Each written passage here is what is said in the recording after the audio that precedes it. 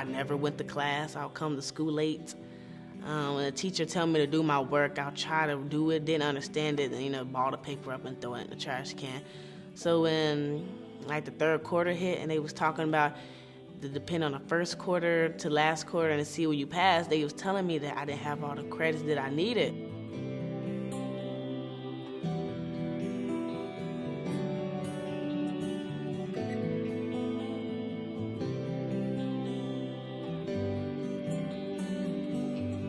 She didn't just assume that Taylor was a bad child.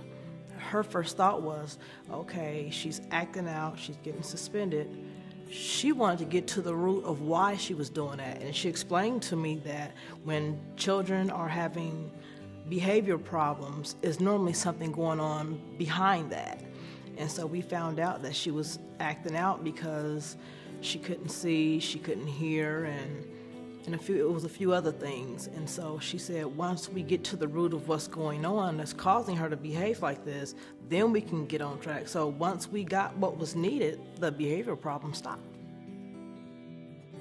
She made a big difference in my life, my daughter's life, my household.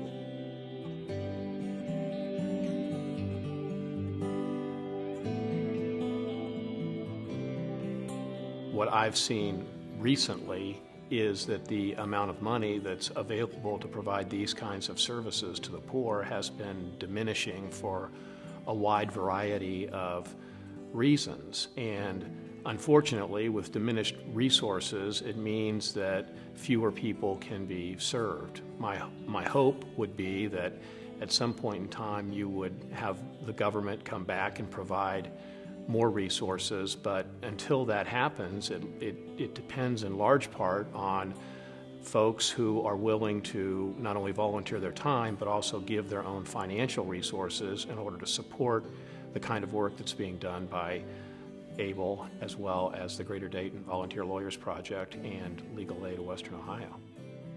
I think it's very important for us lawyers to demonstrate to the community our commitment to helping those who can't afford our services.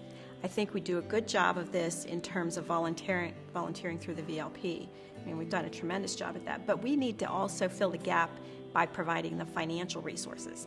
And there are a lot of lawyers who don't provide services through VLP, and that's okay if those lawyers are helping to fill the gap by writing the checks to fund legal aid and VLP so that they can provide those services. I think it's tremendously satisfying. I think I'm in private practice and have been for a long time, but I think a lot of people are motivated to go to law school because they want to help other people.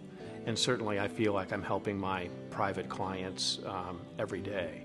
But when you get the opportunity to really help someone and to help them solve their problem, to see even very, very simple things that you take for granted, like some kind of an order that's necessary for them so that they can pay their rent or keep their apartment or do something for their child.